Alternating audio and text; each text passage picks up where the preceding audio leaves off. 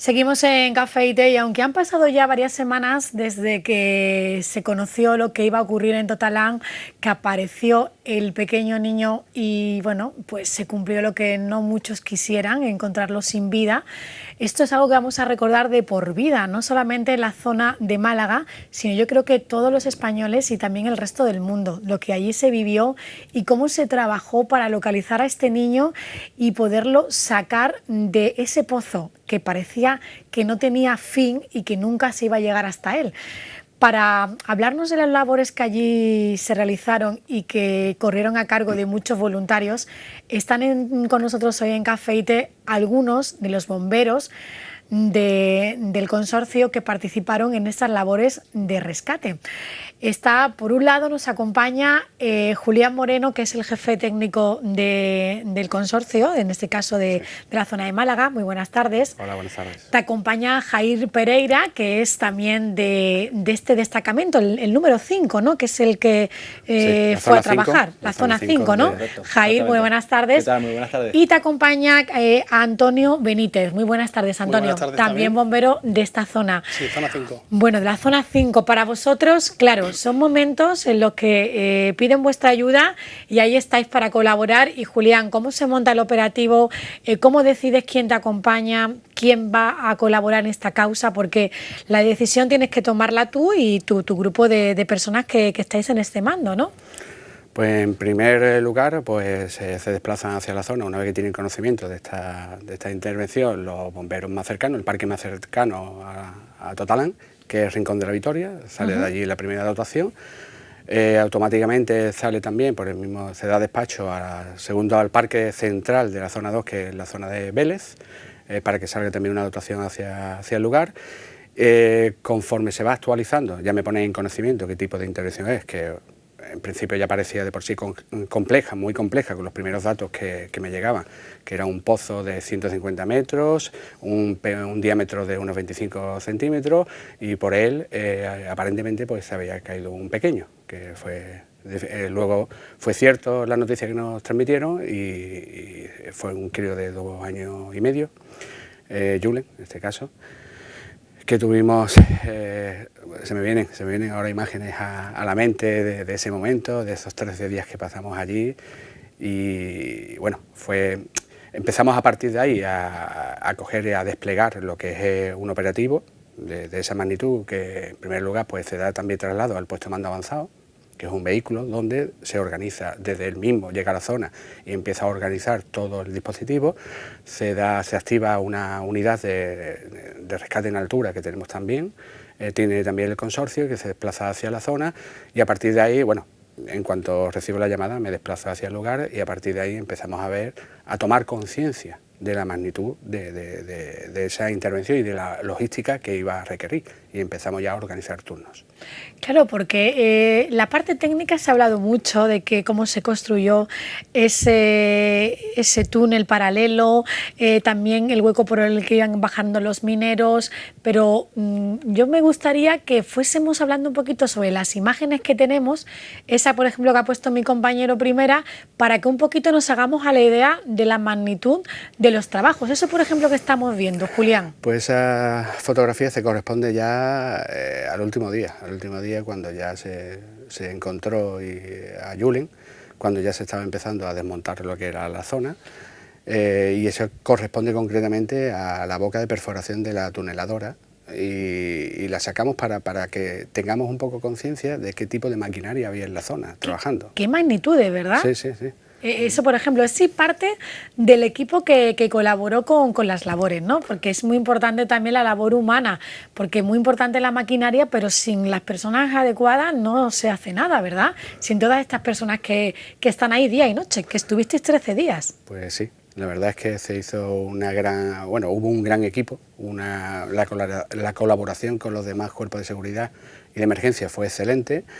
Y vamos, ahí salieron ya relaciones de amistad, creo que para toda la vida. Para toda la vida. Sí, esa fotografía que estamos viendo, por ejemplo, es de uno de los equipos que se estaba preparando, concretamente ahí había 2 equipos que está el de apoyo, está el equipo de ventilación y estábamos trabajando junto con los mineros que salen ahí en la fotografía para ver las tareas necesarias para la hora de ventilar el pozo cuando ellos bajasen, qué infraestructura íbamos a necesitar, o sea, eran reuniones de puesta a punto con ellos.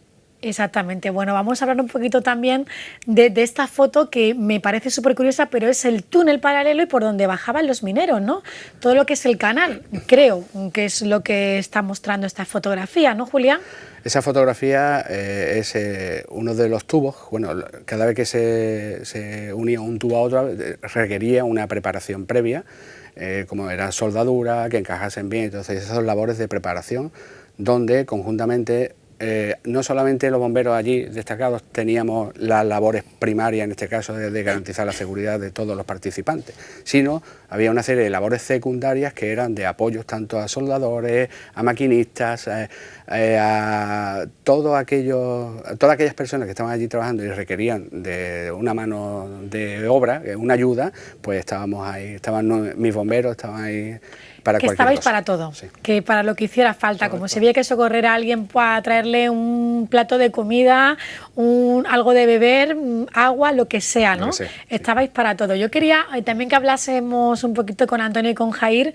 En este caso, vosotros habéis participado en algo similar alguna vez, os habéis encontrado con algo así. Yo creo que ha sido la primera vez que hemos tenido que pasar por algo de esta dimensión, ¿no, sí, Jair? Correcto, esto no ha tenido precedentes. A nivel técnico, logístico y de dificultad del propio rescate en sí, estamos ante una situación sin precedentes, de la que todos, pues lógicamente, tenemos que sacar un aprendizaje, porque es muy complicado que se vuelva a dar. En este caso, Antonio, ¿tú crees que has aprendido bastante con esto? ¿Os habéis puesto también? Ha sido para vosotros un rato también en el que, bueno, se ha vivido de todo, pero un aprendizaje también, como decía Jair. Sí, por supuesto. Nosotros llevábamos, por ejemplo, yo llevaba con Jair un proyecto de ventilación donde teníamos que ventilar el pozo por donde iban a entrar los mineros y nosotros presentamos un proyecto y ese proyecto después nos lo modificaron los mineros porque ellos preferían tener, por ejemplo, aire fresco en la zona donde ellos iban a estar trabajando. Es decir, el sistema estaba compuesto por un tubo que inyectaba aire y por un tubo que extraía, ¿vale? Aire viciado, como podía ser partículas, CO2, vapor de agua. Y entonces, por eso te digo que ese aprendizaje, en ese sentido, los mineros nos hicieron cambiarlo. Lo que nosotros teníamos preparado era, voy a mostrarlo para que lo veáis, si os parece. Sí. Era un sistema de ventilación nuestro de bomberos que teníamos que acoplarlo al sistema de ventilación minera. Entonces, ¿cómo se hacía esto? Pues ellos que traían este tubo, que son 150 milímetros de diámetro, ¿vale? Que lo trajeron de una mina de Huelva. A este tubo se le acoplaban unos mamelones, que se llaman así. Después se embridaba con una brida, que también está por aquí. ¿Que has traído todo? Sí, prácticamente. Y después, además, se le ponía... ellos trabajan mucho con cinta americana. Se le ponía cinta americana alrededor, ¿no? Para unir dos tubos, para que os hagáis una idea, este tubo con otro... Porque al final estamos hablando de 85 metros de tubo. 85, que se dice pronto, ¿eh? Claro. Entonces había que adaptar nuestro sistema al suyo, al sistema de los mineros, y nosotros, ellos en el parque, para que os hagáis una idea de los recursos que tienen los mineros, o sea, de la capacidad que tienen de inventiva, pues ellos cogieron un cubo de goma y ese cubo de goma lo fueron cortando e hicieron una especie de embudo. Y nuestro ventilador lo conectaron con este sistema, con el tubo de ellos de respiración. Y digamos que yo había estado preparándolo con todo tipo de artilugios de fontanería y ellos llegaron con un simple cubo de goma, hicieron lo mismo que yo y pues resulta que funcionaba mejor. Bueno, pues eso, por ejemplo, os ayuda un poquito a que si el día de mañana, Dios no lo quiera, os encontráis con unas circunstancias similares, rápidamente podáis salir al paso con cualquier cosa que tengáis en vuestro entorno, ¿no? Un cubo de plástico, por ejemplo, ¿no, Julián? Es curioso, ¿no? Sí, bueno, es que como nosotros en el mundo de bomberos decimos que no hay ninguna intervención, no hay dos intervenciones iguales. ¿Qué significa eso? Que nos encontramos y utilizamos muchos medios de fortuna, porque tú cuando llegas a una intervención, con los medios de los que dispones tienes que solventarla, y de ahí sale, digamos, mucha inventiva por parte de los bomberos, porque tenemos que solventar una intervención, en este caso como la de Totalán, donde no existían o bien herramientas o bien materiales, por lo cual tuvimos que, son en ese aspecto muy pragmáticos. Vamos a hablar un poquito de la parte más humana, de la sentimental, de lo que vivisteis allí, porque claro, estamos viendo imágenes, lo hemos visto muchísimo en la televisión, pero vosotros habéis estado allí. ¿Cómo se vivía todo? ¿Cómo se soportaba la situación? ¿Había trabajadores que de vez en cuando se venían un poco abajo? Porque emocionalmente somos humanos, ¿no? Y me imagino que fue también muy emocionante vivir eso allí en el sitio, porque los que estábamos desde fuera estábamos emocionados. Yo no sé cómo lo vivisteis vosotros. ¿Qué me podéis contar, Jair? Pues nada, evidentemente sí, se trata de una situación que ha durado 13 días, un rescate que ha durado 13 días, en los que lógicamente pues tienes tiempo para experimentar todo ese tipo de emociones, ¿no?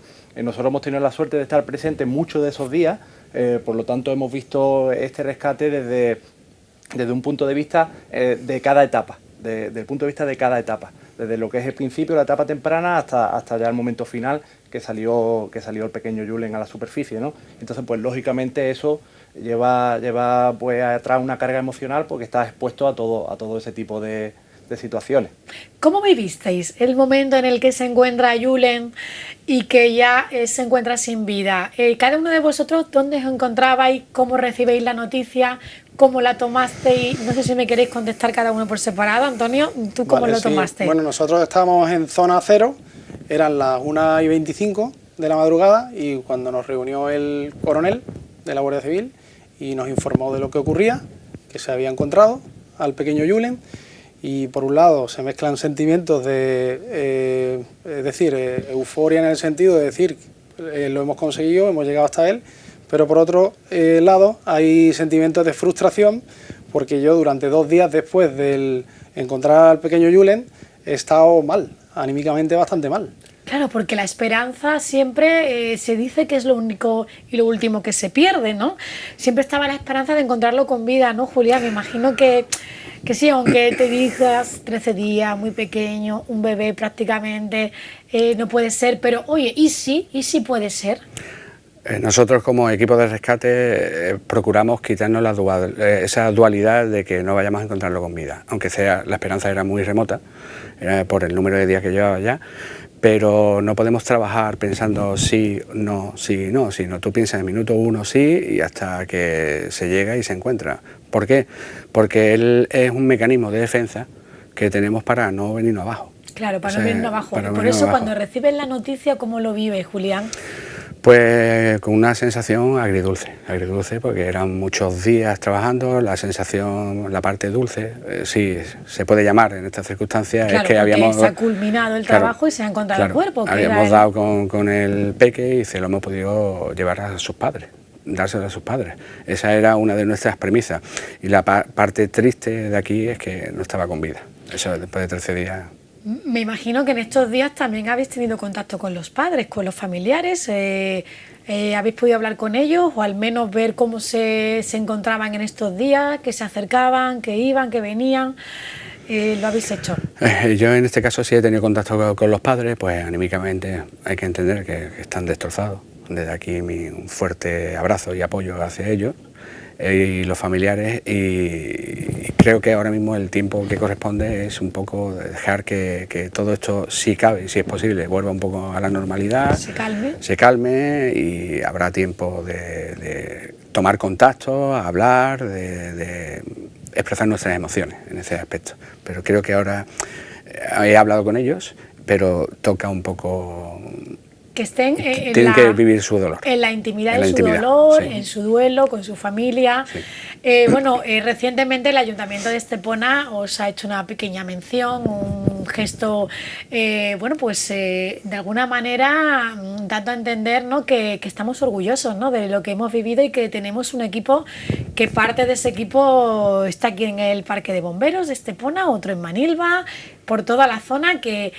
Yo creo que este gesto que ha tenido el Ayuntamiento es de reconocimiento a vuestra labor, dice a todos los ciudadanos, oye, tranquilidad, porque si ocurre algo, aquí está este equipo de personas que humanamente responde con todos los medios. Para vosotros, ¿qué significó este pequeño homenaje? Bueno, yo por la parte personal mía, pues la verdad que es de agradecer cualquier reconocimiento que siempre se haga al consorcio, y en este caso a la parte de la zona 5 integrada por los bomberos de Estepona y Manilva.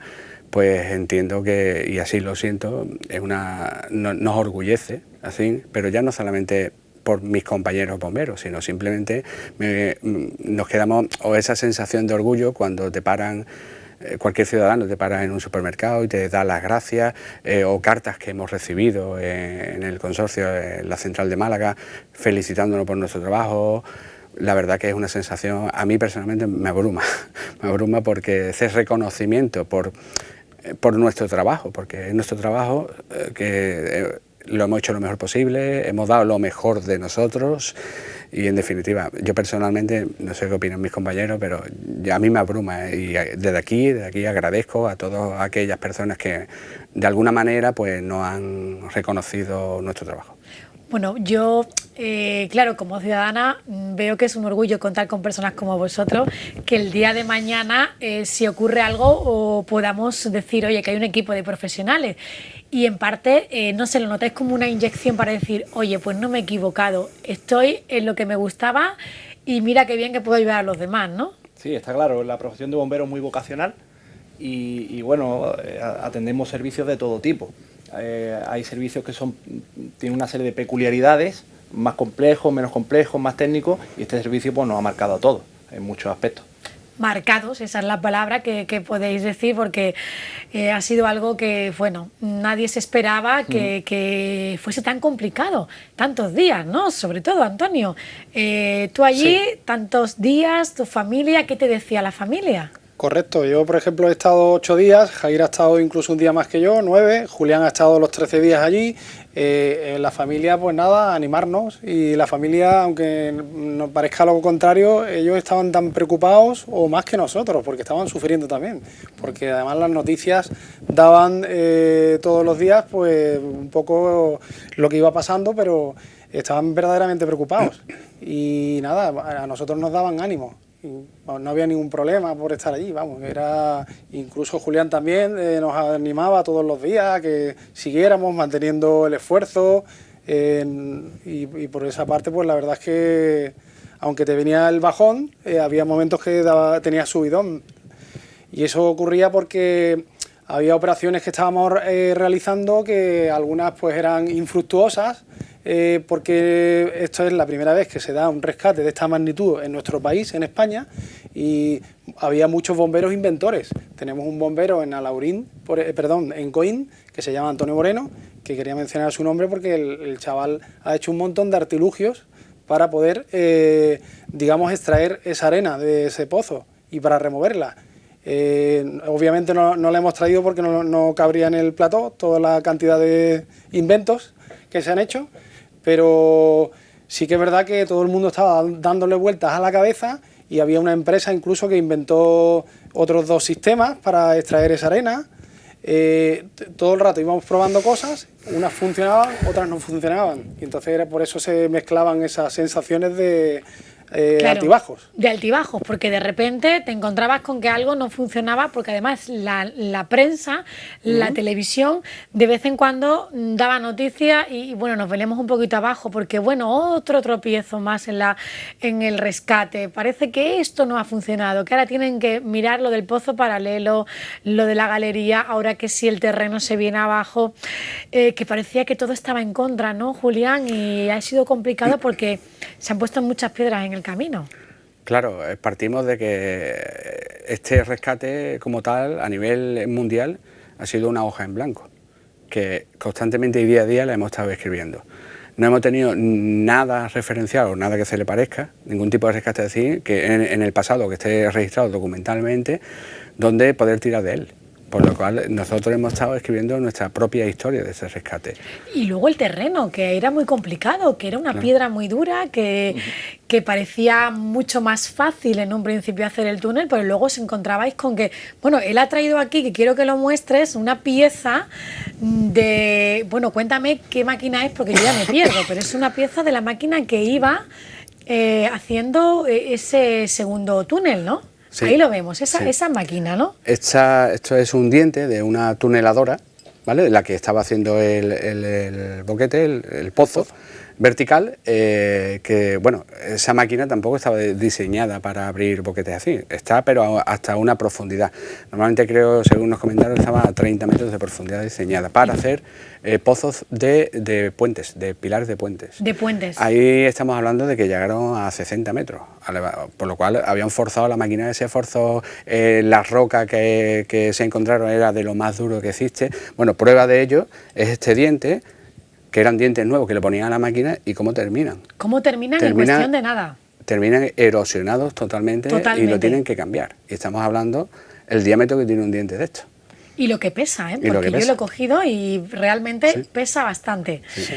Julián, Jair, Antonio, yo quiero que lancemos un pequeño mensaje antes de terminar. ¿Con qué os quedáis de este rescate? ¿Con qué sensaciones? ¿O profesional o humanamente? Lo que me queráis decir. Yo particularmente me quedo con dos lecturas. La profesional es que hemos trabajado un montón de servicios conjuntamente, con una organización creo que bastante buena.